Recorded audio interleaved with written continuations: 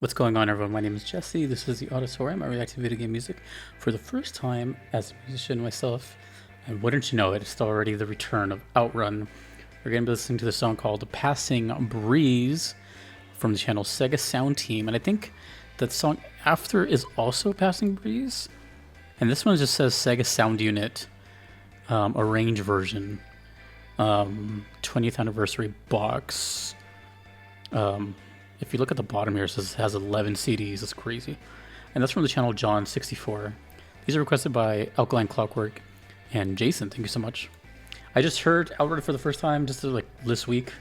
And wouldn't you know it, just like a phoenix rising from the ashes, the community has been like, wait, now you gotta hear this one, now you gotta hear this one. So it's kind of the whole like pattern with this channel. It's been like the same since day one. Oh, you heard this? Well, now you gotta... Really cool though. I really enjoyed the music of OutRun. So let's get back into it. This is Passing Breeze. Now I know you can have like its own little radio station. That's kind of cool. It is indeed the Tessarossa game.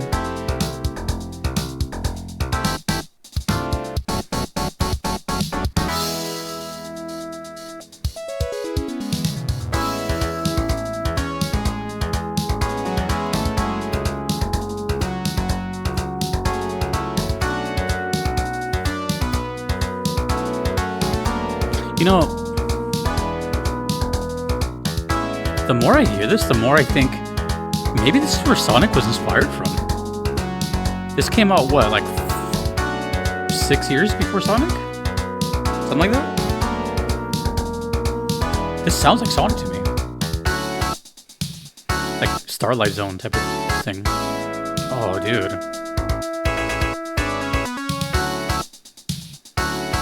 Like, it's totally possible, you know? We never know, like, how the logistics go behind the scenes. Maybe someone at Sega was like, hey, let's have something that sounds kind of like this.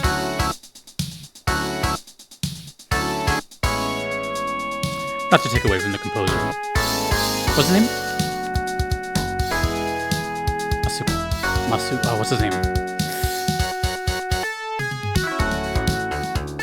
Masamoto? I always forget his name. There's an M there somewhere.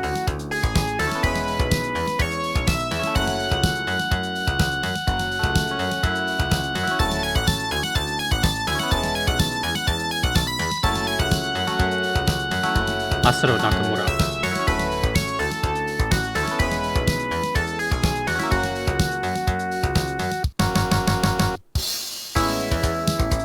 So, one thing that was brought up, and I think I brought it up too when I heard this last time, is that these are full-on songs. They're like less of a loop for something of this era, and they're like full-on intro, verse, chorus, bridge. This must have sounded so ahead of its time.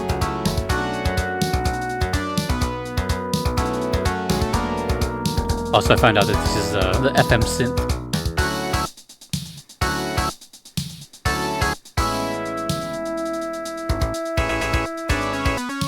Like right now, like I could imagine this as modern day music on the radio. Just imagine vocals over it.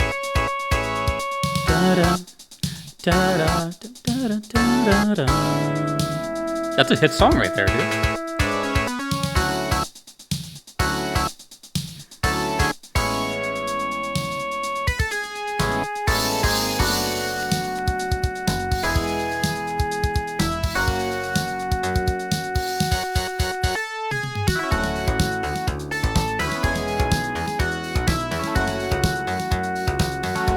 I think I'm just so biased towards Sega soundtracks of like the late 80s and 90s. It's what I started with. This is my first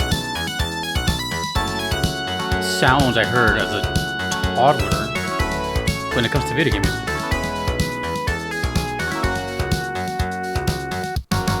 It's like as biased as you can get.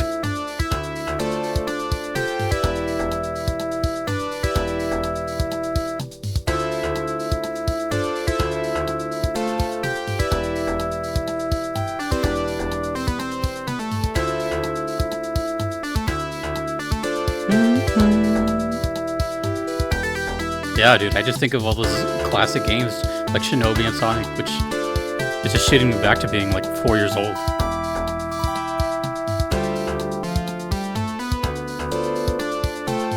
This is actually a really beautiful thing because it's reminding me like how it all started.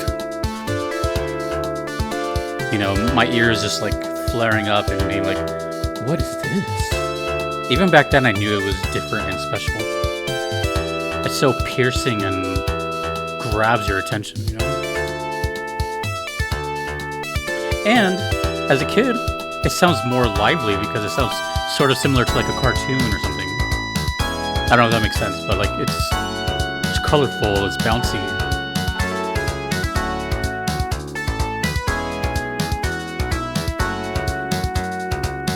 It's just so ahead of its time, it's crazy.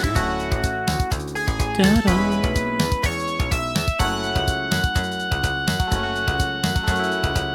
When was this again? Was this 86?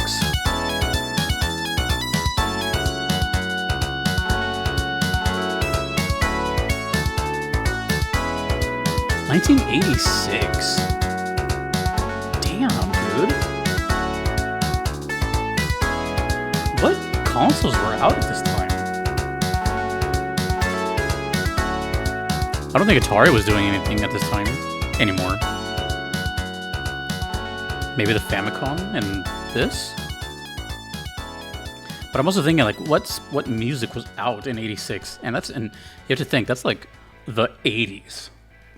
So we had like what? Madonna, Culture Club, Tears for Fears. Oh, you know what this is? This might be a bad comparison, but wasn't like city pop a thing around this time in Japan? Or was that before? Either way, I feel like this goes deeper than I think it does. You know what I mean? Like, I just think this is...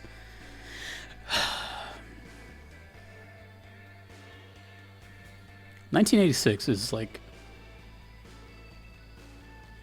Damn, dude. That's a long time ago. I'm trying to think of like what I can compare it to. That is the year... I'm pretty sure Master of Puppets came out that year from Metallica. As in like their biggest album. Was that Master? Yeah, I think it was 86. Let me just make sure. Yep, March 3rd, 1986. One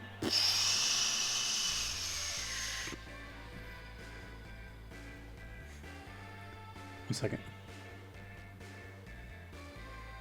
So,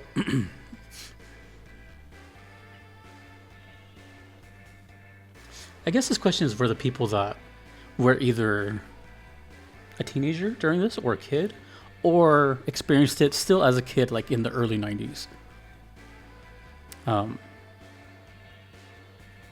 What was this like hearing this back then? You know what I mean? Like, I feel something probably similar to how I felt when I was listening to Sonic and MK1. You know, I was like 4 or 5 years old and hearing that stuff. I still remember the day.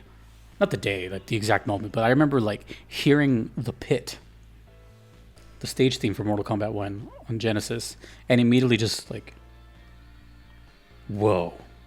I think The Pit from Mortal Kombat or Warrior Shrine was probably one of the first times I just like really was like enamored with sounds that weren't from a movie or something like that.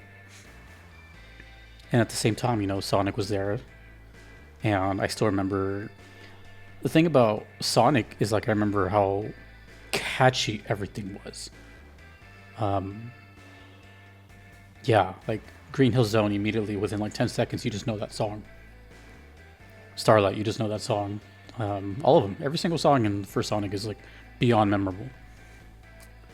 The fact that you hear a boss theme in the first like minute, dun dun dun dun dun dun dun dun ba da da da, all that stuff. So I'm trying to like compare it to that, and I don't know, just the idea of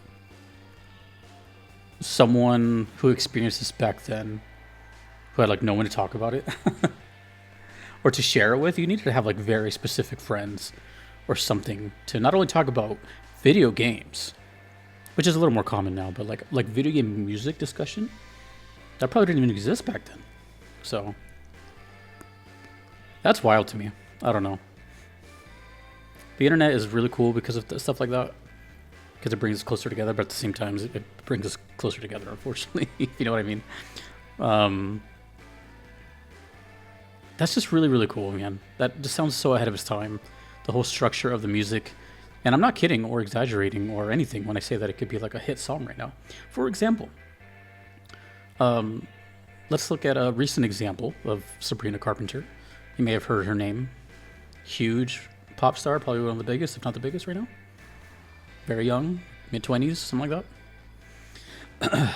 Her biggest song has like an aesthetic that looks just like this, right? This whole kind of like sports car and whatever. But if that song was transformed into modern instruments and with like a vocal hook, no one would bat an eye. You know, it's got that flavor all over it. So I think that's the one thing where I can really say this kind of stuff to people and you guys will understand it. I would never be able to say this to anyone else because they would just think I'm crazy or dumb. You know, just like, oh, whatever, you know, do you know what you're talking about? But you guys know what I'm talking about. I don't have to really explain these things to you. I know that when you've heard this stuff before or any other games, you thought to yourself, like, why isn't this popular? Or why isn't this crazy big? But then there's a part of you that's like, you know, I kind of like that it's like low key. I think there's a part in all of us, video game fans, that kind of wants video games to always be kind of low key. You know? I don't know, maybe it's just me. Anyways, that was really cool. We're gonna hear the same song though. Don't know much about this, but this is a re-release of it. Same song. Oh, maybe it'll go back to what I just said about like being like a modern pop song. Ooh, let's go.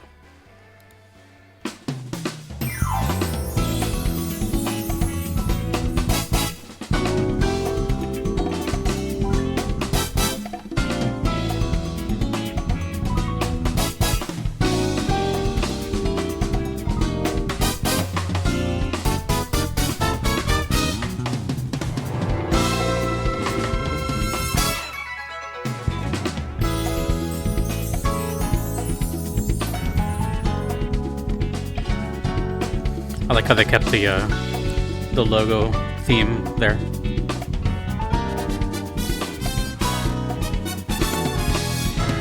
Pixelated trees. I love the pixelated trees. That's so cool.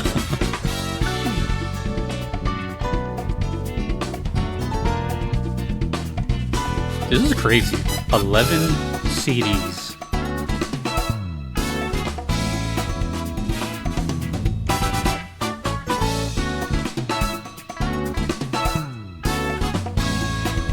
You know what this sounds like? Like this is Jamiroquai. It's got that like fusion jazz flavor, very lively sound.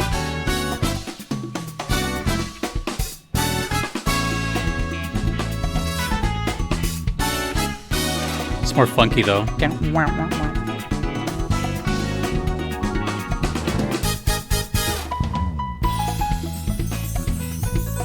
You know what this feels like? I don't think it's a coincidence either. It sounds like a long drive. It sounds like something you would put on and just drive endlessly. Just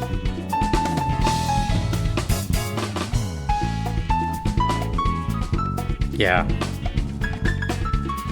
I'm pretty sure this game is all about like speed and it might be like aggressive or something. Maybe not, I don't know, but the music is definitely more on the like chill side.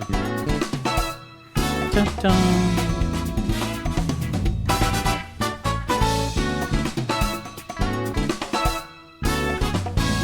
You know what this reminds me of also is a very specific scenery. Think of like Costa del Sol in FF7. Like a resort town, resort place.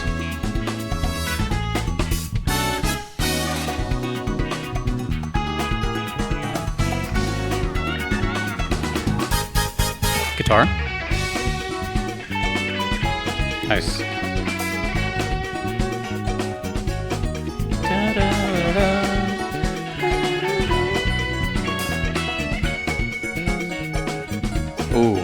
Bass line. Boom, boom, boom. Ooh, that bass line is good.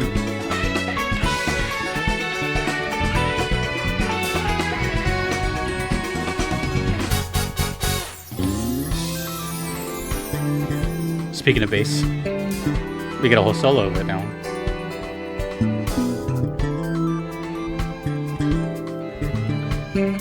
Wow.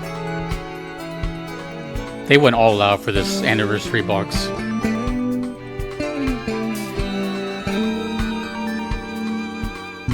I think that's a bass guitar with a chorus effect on it. And now it's off. It gives it that little like watery vocal tone.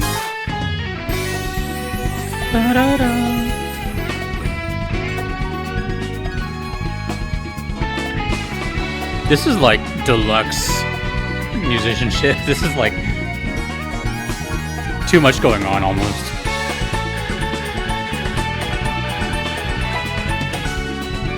Ooh, again? That was good. Sequence. Oh. I like sequences like that. I don't say that too often here. Like a pattern repeating.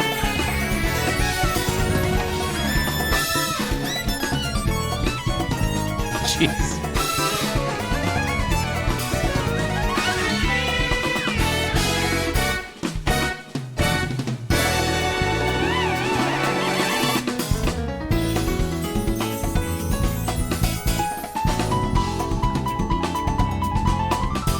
I want everyone here to put this on their next drive to work and report back to me how it was.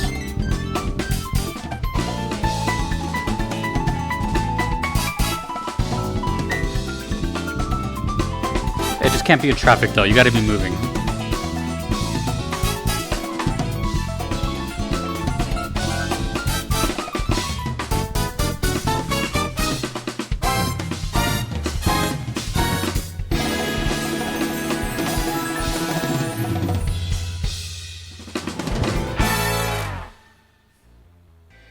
The ending with the bongos really made it sound like it was like a live performance, like a room just with like 15 people in it.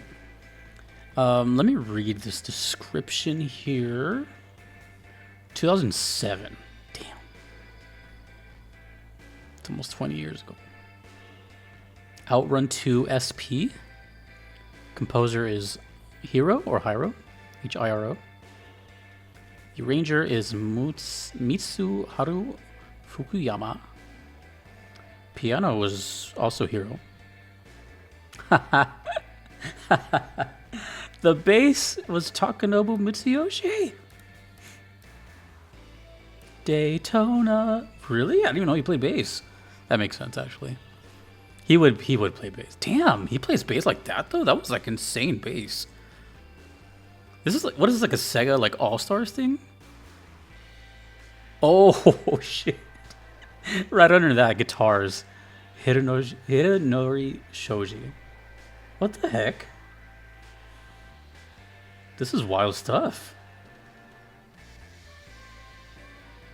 Electric piano is the same as the arranger. I don't know if I should I know that name? Mitsuharu Fukuyama? Ooh. This is like I feel like this is a powerhouse of people. Yeah, no wonder it sounds amazing. You got like Sega's best here. Wait a minute. So we just listened to like 20, 30 years of Sega history in like one track. We have Daytona.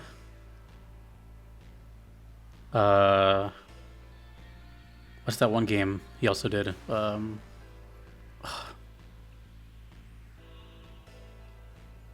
I know the name of the song, but I can't remember the name of the game. It's called like We're Arcs or something. Fantasy? No. Oh, it's gonna drive me crazy. Fantasy Star. It is Fantasy Star. Damn. Go me.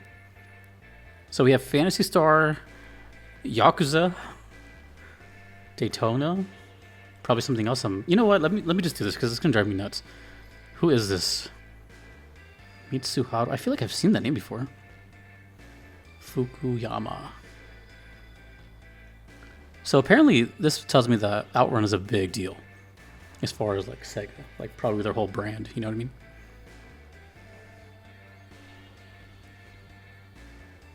I'm seeing what else they've done. Oh, and he's still working on worked on Sonic X Shadow Generations, Yakuza 5. All right, here we go.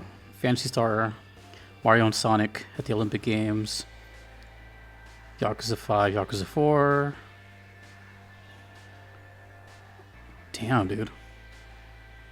This is crazy. That was so fun.